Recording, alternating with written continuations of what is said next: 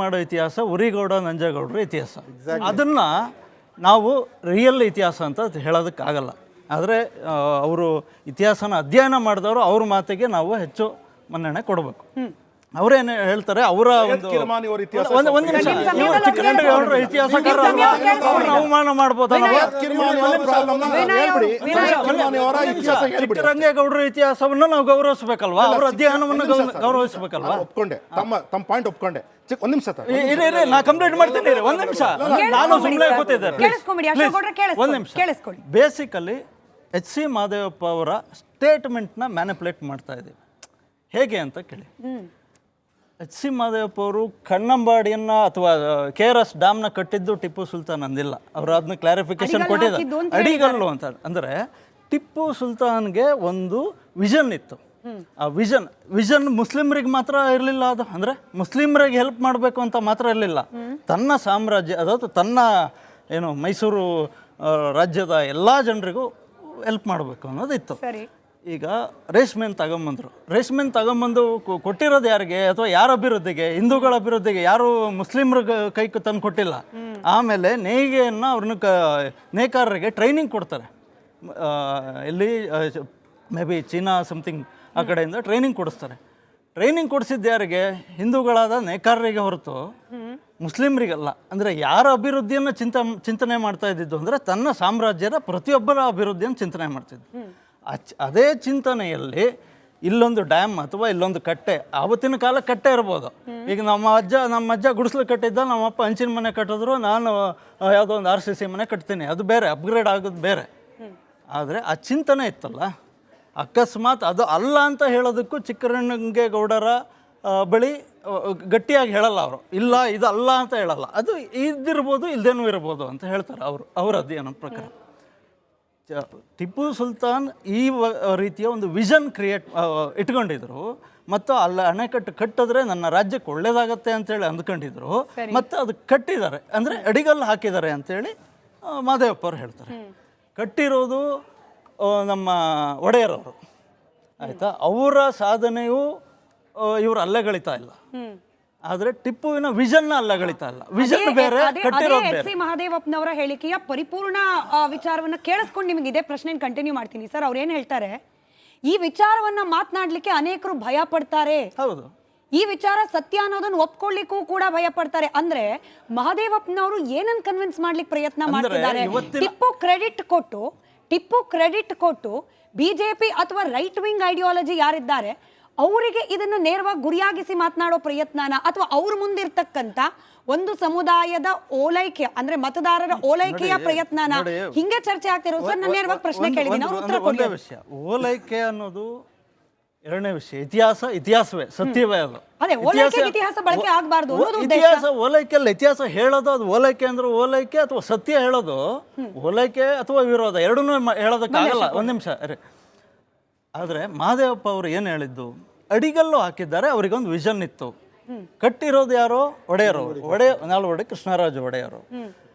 ಇವರ ಸಾಧನೆಗೂ ಇವರ ವಿಷನ್ಗೂ ಟಿಪ್ಪುವಿನ ವಿಷನ್ಗೂ ಡಿಫ್ರೆನ್ಸಸ್ ಇಲ್ಲ. ಇಬ್ಬರು ಸಾಮಾಜಿಕ ನ್ಯಾಯದ ಪರವಾಗಿ ಕೆಲಸ ಮಾಡಿದಂಥವ್ರು. ಇದೇ BJP ಅವರಿಗೆ ಉರಿಗೌಡ ನಂಜೇಗೌಡ ಸೃಷ್ಟಿ ಮಾಡಿಬಿಟ್ರು. ಯಾವ ಇತಿಹಾಸದ ಆಧಾರವೂ ಇಲ್ಲ, ಯಾವ ದಾಖಲೆಯೂ ಇಲ್ಲ. ಉರಿಗೌಡ ನಂಜೇಗೌಡ ಸೃಷ್ಟಿ ಆಗ್ಬಿಟ್ರು, ಆಮೇಲೆ ಹಂಗೆ ಸತ್ತು ಹೋಗ್ಬಿಟ್ರು ಅವರು. ಎಷ್ಟೋ ಒಂದೇ ಚುನಾವಣೆಗೆ ಸತ್ತು ಹೋಗ್ಬಿಟ್ರು ಅವರು. ಆದರೆ BJP ಇವರು ಯಾರೋ ಜಗದೀಶ್ ಶೆಟ್ಟರ್ ಅವರು CM ಆಗಿದ್ದಾಗ ಇದೇ ಟಿಪ್ಪು ಸಾಧನೆ ಪುಸ್ತಕ ಹೊರಗೆ ತಂದಿದ್ದಾರೆ. ಒಂದ್ ನಿಮಿಷ. ಟಿಪ್ಪು ಸುಲ್ತಾನ್ ಅನ್ನೋ ಹೆಸರಲ್ಲೇ ಈಗಾಗಲೇ ಚರ್ಚೆ ಮಾಡಿದ್ದೀವಿ. ಟಿಪ್ಪು ಸುಲ್ತಾನ್ ಹೆಸರಲ್ಲೇ ವಿರೋಧ. ಒಂದ್ ನಿಮಿಷ ಯಾವ ರೀತಿ ಮತ ಅಂದ, ಯಾವ ಮತ ಚರ್ಚೆ ಮಾಡಿದ್ವಿ.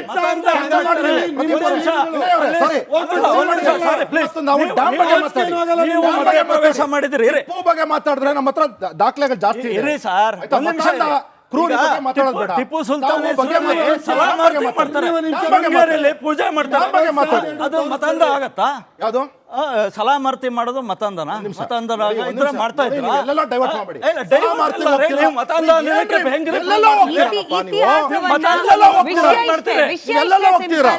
ಬಿಜೆಪಿ ಟಿಪ್ಪು ಸುಲ್ತಾನ್ ಅಲ್ಲ. ಪ್ರಗತಿಪರ ಯಾರಿದ್ದೀರಾ? ಒಂದ್ ನಿಮಿಷ, ನನ್ನ ಪ್ರಶ್ನೆ ಏನ್ ಗೊತ್ತಾ? ಈಗ ಟಿಪ್ಪು ಸುಲ್ತಾನ್ ಸೈಯದ್ ಕಿರ್ಮಾನಿ ಯಾರು ಹಿಸ್ಟಾರಿಯನ್? ಒಂದ್ ನಿಮಿಷ ಇರ್ರಿ. ಯಾರು ಹಿಸ್ಟಾರಿಯನ್? ಟಿಪ್ಪು ಸುಲ್ತಾನ್ ಬಗ್ಗೆ ನಿಮ್ಮ ವಿಷನ್, ನಿಮ್ಮ ಪೂರ್ವಾಗ್ರಹ ಹೆಂಗಿದೆ? ನೀವು ಓದ್ಕೊಂಡಿರಲ್ವೇನಪ್ಪ? ಸೈಯದ್ ಕಿರ್ಮಾನಿ ಯಾರು? ಸೈಯದ್ ಕಿರ್ಮಾನಿ ಯಾರು? ಅವ್ರ ಬಗ್ಗೆ ಹೇಳಿ. ಸೈಯದ್ ಕಿರ್ಮಾನಿ ಯಾರು? ಸೈಯದ್ ಕಿರ್ಮಾನಿ ಅವ್ರ ಹಿಸ್ಟ್ರಿನಲ್ಲಿ ಕ್ಲಿಯರ್ ಆಗಿ ಹೇಳ್ತಾರೆ. ಕಟ್ಟಿಲ್ಲ ಅಂತಾರ?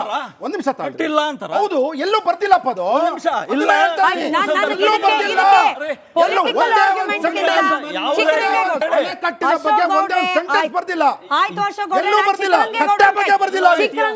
ಕೇಳ್ತೀನಿ ನಾನು. ಅಶೋಕ್ ಗೌಡ್ರೆ, ನನಗೆ ಮೈಸೂರು ಭಾಗದ ಇತಿಹಾಸದ ಬಗ್ಗೆ ನನ್ನ ಆಸಕ್ತಿಗೆ ಎಷ್ಟು ಬೇಕೋ ಅಷ್ಟು ಓದ್ಕೊಂಡಿದ್ದೀನಿ. ಹೆಚ್ಚಿನ ಮಾಹಿತಿ ನನಗೆ ಇಲ್ಲದೆ ಇರಬಹುದು. ಧರ್ಮೇಂದ್ರ ಕುಮಾರ್ ಅವರ ಹೇಳಿಕೆಯನ್ನು ಆಧಾರವಾಗಿ ಇಟ್ಕೊಂಡು ಅದಕ್ಕೇನೆ ನಾನು ಪ್ರಶ್ನೆ ಕೇಳ್ತಿದ್ದೀನಿ ಸರ್. ಟಿಪ್ಪು ಸುಲ್ತಾನನ ಬಳಿಯಲ್ಲಿ ಮಕ್ಕಳು ಉಳಿಸ್ಕೊಳ್ಳಿಕ್ಕೆ ದುಡ್ಡಿರಲಿಲ್ಲ. ಹಾಗಾಗಿ ಕನ್ನಂಬಾಡಿ ಕಟ್ಟೆಯಂತಹ ದೊಡ್ಡದೊಂದು ಅಣೆಕಟ್ಟಿನ ಪ್ರಾಜೆಕ್ಟ್ ಅನ್ನ ಕೈಗೆತ್ಕೊಳ್ಳೋ ರೀತಿಯ ಪರಿಸ್ಥಿತಿಯಲ್ಲಿ ಆತ ಇರಲಿಲ್ಲ. ಹಂಗಂದ ಮಾತ್ರ ಆತ ಏನೂ ಮಾಡೇ ಇಲ್ಲ ಅಂತ ಹೇಳ್ತಿಲ್ಲ. ಬದಲಾಗಿ ಈ KRSಗೂ ಟಿಪ್ಪು ಸುಲ್ತಾನ್ಗೂ ಸಂಬಂಧ ಇಲ್ಲ ಅನ್ನೋದು ಅವ್ರ ವಾದ. ಏನ್ ಹೇಳ್ತೀರಿ? ಅಲ್ಲ, ಮೊದಲನೇದಾಗಿ ಕಿರ್ಚಾವಡ್ ಅವ್ರ ಮಧ್ಯದಲ್ಲಿ ನಾನು ಕರೆದಿದ್ದೆ ನಿಮ್ಮ ಮೊದಲನೇ ತಪ್ಪು. ಇಲ್ಲ ಸರ್, ಅದಕ್ಕೆ ನಿಮ್ಮನ್ನ ಇನ್ವಾಲ್ವ್ ಮಾಡ್ತಾ ಇಲ್ಲ. I don't know why shouting like anything. Shout ಮಾಡೋದ್ರಿಂದ ಯಾವುದೇ ವಿಷಯನ ನಾವು ಪ್ರತಿಪಾದನೆ ಮಾಡೋಕ್ಕಾಗಲ್ಲ. ಮೊದಲನೇದಾಗಿ ಅಣೆ ಅನ್ನೋ ಪದನೇ ಇರ್ಲಿಲ್ಲ ಇತ್ತೀಚೆಗೆ ಅಂತ ಹೇಳಿದ್ರು. ಒಂದ್ ನಿಮಿಷ ನಾನು ಹೇಳೋದು ಕೇಳ್ರಿ. ಕೇಳಿಸ್ಕೊಂಬಿಡಿ ಸರ್. ನನಗೂ ಕಿತ್ತೋದ್ ಗೊತ್ತು. ಕೇಳಿಸ್ಕೊಳ್ಳಿ. ಸ್ವಲ್ಪ ಸೈಲೆಂಟ್ ಕೇಳ್ರಿ. ಮಾತಾಡುವಾಗ ನಾನು ಸುಮ್ಮನೆ ಇದ್ದೆ. ಹೇಳ್ರಿ ಇದು ನಾಗರಿಕತೆ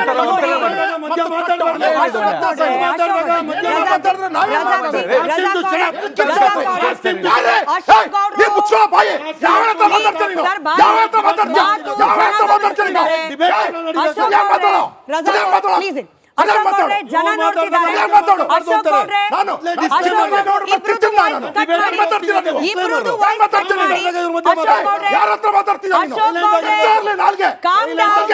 ಅಶೋಕ್ ಗೌಡ್ರೆ ಕಾಮ್ ಡೌನ್. ಇಷ್ಟು ಕೋಪ ಅಶೋಕ್ ಗೌಡ್ರೆ ವೈಯಕ್ತಿಕವಾಗಿ ನಿಮ್ಮ ಆರೋಗ್ಯಕ್ಕೂ ಒಳ್ಳೆಯದಲ್ಲ.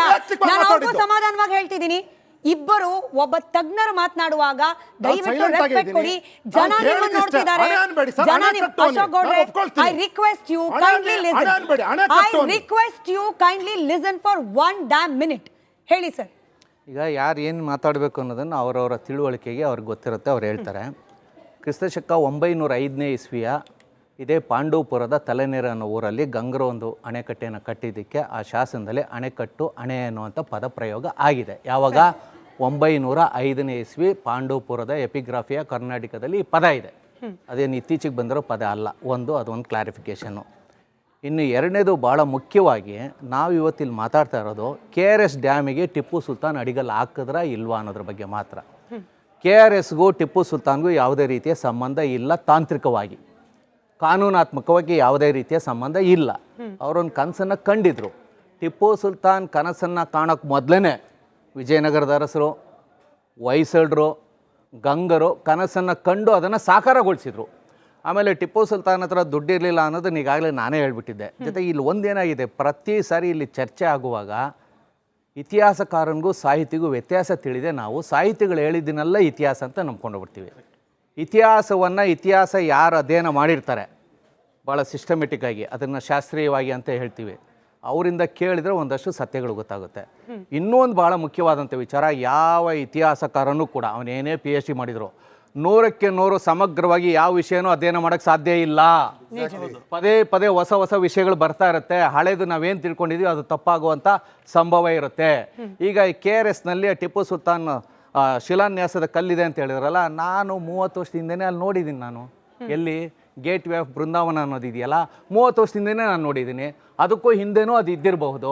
ಹೀಗಾಗಿ ಕೆಲವು ವಿಚಾರಗಳನ್ನು ನಾವು ಏಕಾಏಕಿ ಅಲ್ಲಗಳೆಯಕ್ಕೆ ಹೋಗಬಾರ್ದು. ಆಮೇಲೆ ಅದಕ್ಕೊಂದು ಆಧಾರ ಬೇಕಾಗುತ್ತೆ. ಪ್ರತಿಯೊಂದು ಇತಿಹಾಸದಲ್ಲಿ ಏನೇ ಮಾತಾಡಬೇಕಾದ್ರೂ ಆಧಾರ ಇರಬೇಕು. ಕಿರ್ಮಾನಿ ಸೈಯದ್ ಕಿರ್ಮಾನಿ ಅಂದರೆ ಯಾರು? ಅವನೊಬ್ಬ ವಿಕೆಟ್ ಕೀಪರು.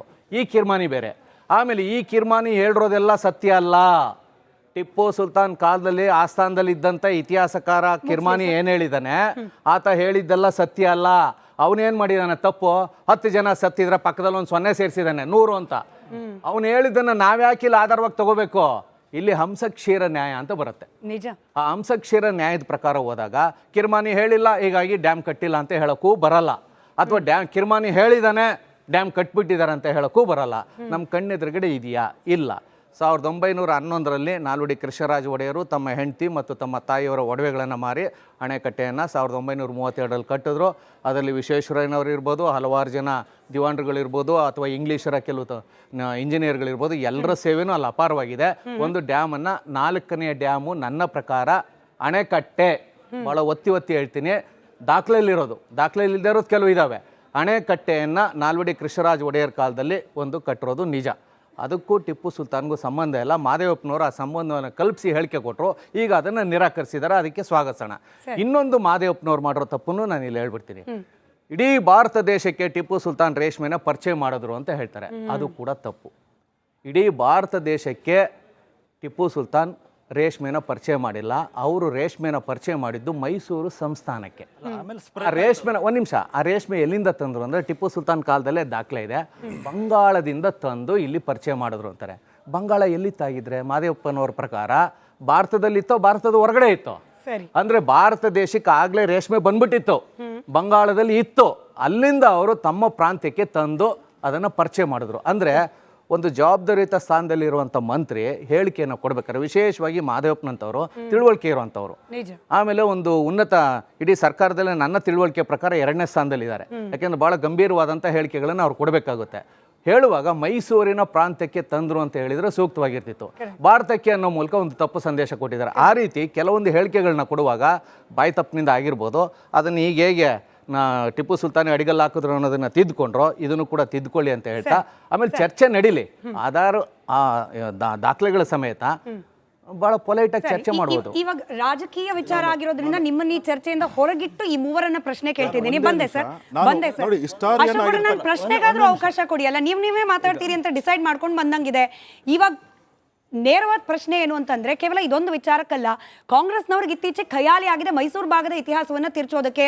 ಈಗ ಸದ್ಯಕ್ಕೆ ಯತೀಂದ್ರ ಸಿದ್ದರಾಮಯ್ಯನವರ ಹೇಳಿಕೆಯನ್ನು ಕೂಡ ಮುಂದಿಟ್ಕೊಂಡು ಬಿಜೆಪಿ ಮಾಡ್ತಿರೋ ಆರೋಪ. ಒಂದೇ ಪ್ರಶ್ನೆ, ಮೂವರ ಪ್ರತಿಕ್ರಿಯೆ, ಒಂದೊಂದೇ ನಿಮಿಷ ಸಮಯ. ರಜಾಕ್ ಅವರಿಂದ ಪ್ರಾರಂಭ ಮಾಡಿ. ಮ್ಯಾಮ್, ಸಿಂಪಲ್ ಒಂದೇ ಪ್ರಶ್ನೆ. ಮೊದಲು ಕೇಳಿದೆ, ಇವಾಗಲೂ ಕೇಳ್ತೀನಿ, ಇದೇ ಡಿಬೇಟಲ್ಲಿ ಮತ್ತೊಂದು ಸಲನೂ ಕೇಳ್ತೀನಿ. 2012 ಡಿಸೆಂಬರ್ 13ಕ್ಕೆ ಜಗದೀಶ್ ಶೆಟ್ಟರ್ ಅವರು ಒಂದು ಮಾಜಿ ಮುಖ್ಯಮಂತ್ರಿಗಳು, ಆಮೇಲೆ ಯಡಿಯೂರಪ್ಪನವರು ಮಾಜಿ ಮುಖ್ಯಮಂತ್ರಿಗಳು, ಇವ್ರ ಜೊತೆ PC ಮೋಹನ್ ಸಂಸದರು, ಅದ್ರ ಜೊತೆ R Ashoka farmer home minister, ಇವರೆಲ್ಲ ದೊಡ್ಡ BJP ನಾಯಕರಲ್ವಾ. 2012ರಲ್ಲಿ ಟಿಪ್ಪು ಸುಲ್ತಾನ್ ಥರನೇ ವೇಷ ಧರಿಸ್ಕೊಂಡು, ಪೇಟ ಹಾಕ್ಕೊಂಡು, ಖಡ್ಗ ಹಿಡ್ಕೊಂಡು ಅವರನ್ನು ಹೊಗಳ್ತಾರೆ. ಅದೇ ಕಂಟಿನ್ಯೂ ಆಗುತ್ತೆ. ಇವ್ರದೇ ಸರ್ಕಾರದಲ್ಲಿ ಪ್ರೆಸಿಡೆಂಟ್ ಬಂದು ವಿಧಾನಸೌಧ ಸೆಲೆಬ್ರೇಷನ್ಸ್ ಅಲ್ಲಿ ಹೊಗಳ್ತಾರೆ. ಅದ್ ಹೇಗೆ ಟಿಪ್ಪು 5 ವರ್ಷದಲ್ಲಿ ಮತಾಂಧ ಆಗ್ಬಿಡ್ತಾನೆ ಅಂತ ನನ್ನ ಪ್ರಶ್ನೆ. ಇದನ್ನ ಬಿಜೆಪಿನವ್ರು ಉತ್ತರ ಕೊಡ್ಬೇಕಲ್ಲ. ಕೇಳಿದ್ರೆ ನಾನು 7 ಹಳ್ಳಿಗಳ ಹೆಸರು ಹೇಳ್ತೀನಿ, ಆ ಹಳ್ಳಿ ಈ ಹಳ್ಳಿ, ಹಳ್ಳಿಗಳ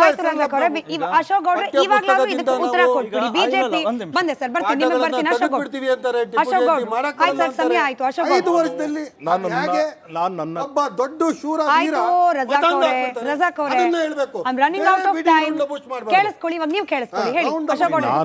ನಾನು ಯಾರೋ ಪ್ಯಾನಲಿಸ್ಟ್ಗೆ ಉತ್ತರ ಕೊಡ್ಲಿಕ್ಕೆ ಬಂದಿಲ್ಲ. ನಾನು ನನ್ನ ಪಕ್ಷದ ಪ್ರತಿಪಾದನೆ ಮಾಡ್ಲಿಕ್ಕೆ ಬಂದಿದ್ದೇನೆ. ನಿಮ್ಮ ಪಕ್ಷದ ನಾಯಕರ ಬಗ್ಗೆ ನಾನು ತಲಕಾಡ್ ಚಿಕ್ಕರಂಗೇಗೌಡರು ಕೇಳ್ತಾನೆ ಏನು ಅಂದ್ರೆ, ಅವರು ಯಾರು ಕಿರ್ಮಾನಿ ಅವ್ರ ಬಗ್ಗೆ ಯಾರ ಬಗ್ಗೆ ಹೇಳ್ತಾ ಇದ್ದಾರೆ, ಯಾರು ಸಾಹಿತ್ಯಕಾರರಿದ್ರು, ಯಾರು ಟಿಪ್ಪುವಿನ ಬಗ್ಗೆ ಅವನು ಹುಟ್ಟದಾಗಿನಿಂದ ಹಿಡ್ಕೊಂಡು ಅವ್ನು ಸಾಯೋವರೆಗೂ ಸಹ ಇತಿಹಾಸನ ಬರೆದಿದ್ರು, ಅವ್ರ ಇತಿಹಾಸ ನಾವು ನಂಬದೆ ಮತ್ತೆ ಇನ್ಯಾರ ಇತಿಹಾಸ ನಾವು ನಂಬಬೇಕು?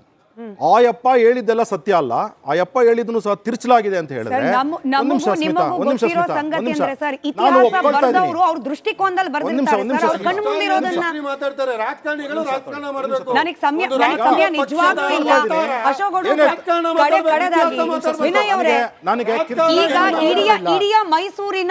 ಮೈಸೂರಿನ ಹಾಗೆ ಇಡೀ ಕರ್ನಾಟಕಕ್ಕೆ ಒಡೆಯರ್ ರಾಜವಂಶಸ್ಥರ ಕಾಂಟ್ರಿಬ್ಯೂಷನ್ ಏನು ಅನ್ನೋದನ್ನ ಎಲ್ರಿಗೂ ಗೊತ್ತಿರೋ ವಿಚಾರ. ರಾಜಕಾರಣಕ್ಕೆ ಬೇಕಾದ ಅವರ ಕೊಡುಗೆಯನ್ನ ಯಾರು ಅಲ್ಲಗಳಿತಾ ಇಲ್ಲ. ಅವರ ಕೊಡುಗೆಯನ್ನ ಯಾವ ಪಕ್ಷದವರು, ಕಾಂಗ್ರೆಸ್ ರಾಜಕೀಯ ಬೇಕಾ ತರಬೇಕಾ ಅಂತ ಹೇಳಿ ರಾಜಕೀಯ ಒಡೆಯರ್ ವಂಶದವರೇ ಬಂದಿದ್ದಾರೆ, ಅದು ಬೇರೆ ವಿಷಯ. ಆದ್ರೆ ನಾನು ಹೇಳ್ತಾ ಇರೋದು, ಅಣೆಕಟ್ಟು ಈ ಬಿಜೆಪಿ ಅಧಿಕಾರದಲ್ಲಿತ್ತು, 2 ಬಾರಿ ಅಧಿಕಾರಕ್ಕೆ ಬಂದಿತ್ತು. ಈ ಕಲ್ಲು ಸುಳ್ಳಾಗಿದ್ದಿದ್ರೆ ಕಿತ್ತು ಬಿಸಾಡ್ಬೋದಾಯ್ತು ಅಲ್ವಾ? ಅದೇ ಆವಾಗ ಇವರು ಇತಿಹಾಸನ ಕರೆಕ್ಟ್ ಮಾಡೋದೇ ನಮ್ಮ ಕೆಲಸ ಅಂತ ಗಮನ ಕೊಡ್ಲಿಕ್ಕೆ ಟೈಮ್ ಇರಲಿಲ್ಲ ಅಂತ ಹೇಳಿ ಅಲ್ಲಲ್ಲ ವಿಷಯ. ಸಾರಿ ಅವತ್ತು ಇವರೇ ಪೇಟ ಹಾಕೊಂಡು ಕತ್ತೆ ಹಿಡ್ಕೊಂಡು ನಿಂತಿದ್ದಾರೆ. ಸರಿ ನನಗೆ ಸಮಯ ಇದೆ